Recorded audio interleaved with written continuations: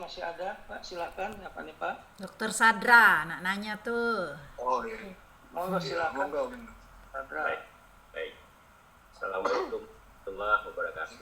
Waalaikumsalam warahmatullahi wabarakatuh. Alhamdulillah, selalu bahagia dan merasa nyaman kalau ketemu dengan Ay, Al-Mukarram ya Haji Maulana Abdullah ini sudah merupakan bagi saya betul-betul menjadi guru yang sangat menjadi panutan saya. Pak Ustadz, ada hal yang masih sangat sumer bagi saya tentang malam Lailatul Qadar gitu ya. Tapi hubungannya dengan hidayah. Apakah dengan seseorang itu kemudian dia mendapatkan Lailatul Qadar itu adalah hidayah tertinggi yang terkomplit? Satu, karena kita tahu hidayah yang tertinggi itu sebetulnya adalah, kalau tidak salah yang saya dengar, adalah nikmat iman, nikmat Islam, dan nikmat ihsan. Itu adalah, kalau tidak salah Pak Ustaz, itu adalah hidayah yang paling tinggi. Ketika seseorang kemudian dia diberikan Allah penikmatan malam Lailatul Qadar buat dia, apakah itu adalah hidayah yang paling tinggi lagi daripada yang tiga tadi? Satu. Yang kedua, apakah istidraj itu merupakan lawan kata dari hidayah? Itu dulu Pak Ustaz. istidraj. Kami ingin mendengar jawaban karena cerita tentang istidraj ini mungkin sesuatu hal yang bagi saya sangat membuat saya menjadi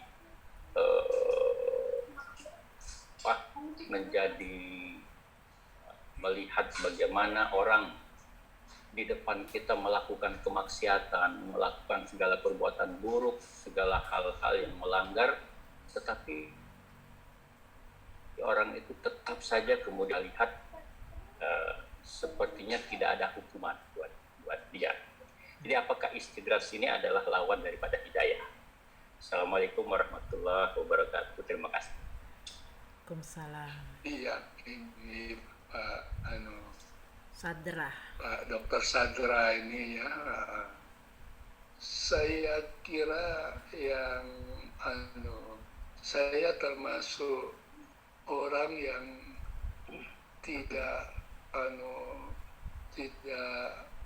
terlalu melihat misalnya fenomena Lailatul Qadar itu sebagai sesuatu yang capaian bentuk hidayat yang tertinggi. Karena kalau kita lihat dalam sejarah hidup ulama-ulama besar, ketinggian itu tercapai nanti sesudahnya ya, bukan pada saat dia menyaksikan Lailatul Qadar itu. Ada catatan yang jelas di dalam manaqib Syekh Abdul Somad Al-Palimbani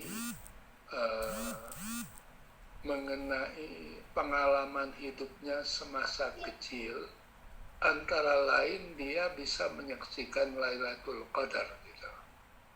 Dan itu diceritakan di dalam manaqibnya itu, yang saya kira manaqib itu disusun oleh anaknya Syekhul Khotimah. Jadi Syekh Abdul Somad itu punya anak perempuan namanya Syekhul Khotimah, yang pada abad ke-13 dari studi seorang ulama di Timur Tengah adalah satu dari 3 ulama hadis perempuan yang ada terbesar yang ada di dunia.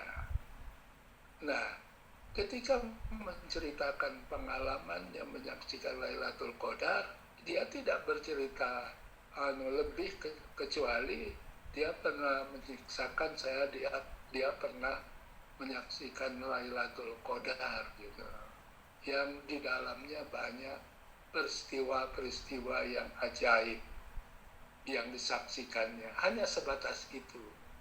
Tapi Syekh Abdul Somad itu kemudian berkembang menjadi ulama besar, ulama yang istimewa dalam pandangan dunia, justru sesudah itu, sesudah dia kemudian berangkat ke Mekah, mengambil pelajaran di sana, dan kemudian pergi ke Madinah, belajar dengan ulama besar Madinah yang mendalami tasawuf, Syekh Muhammad Saman, dan kemudian setelah itu melahirkan karya-karya besar dalam bidang Islam.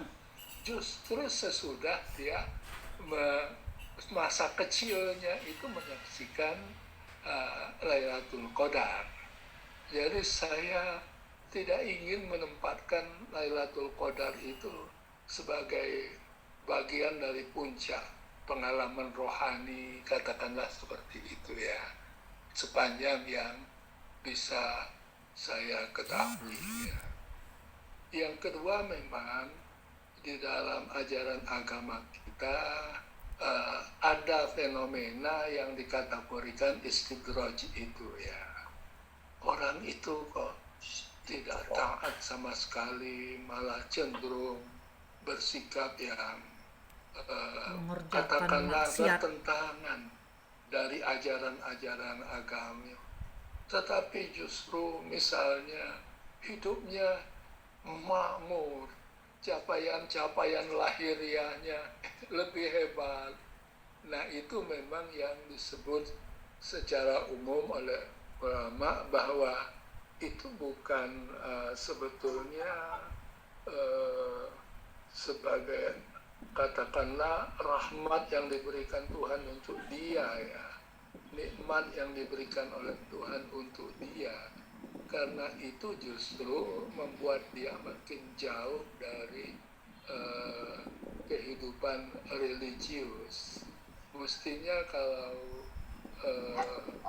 berbagai kelebihan itu membuat orang lebih dekat kepada Tuhan ya, semakin sadar bahwa kehidupan pada akhirnya akan diukur dari sisi lain ketika berada di akhirat tadi, sejauh mana kita mendapat ampunan dari Allah, sejauh mana kita mendapat rahmat Allah. Kalau dia justru makin menjauh dari itu, saya kira tepat untuk kita lihat sebagai istidraj ya, istidraj dari Tuhan itu. Saya kira begitu ya, Dr. Sadra ya. Saya kira ajaran paham istidraj itu membuat kita juga lebih lapang melihat hidup ini kan. Rasa iri dan sejenis itu bisa kita hindari kalau kita tahu ada cara Tuhan banding bisa kita gunakan untuk melihat fenomena-fenomena yang katakanlah tidak adil begitu Pak ya. Terima kasih ya. Baik, terima kasih Pak Ustadz, terima kasih moderator Yai Safruddin. Terima kasih. Moderator, saya mau nanya moderator.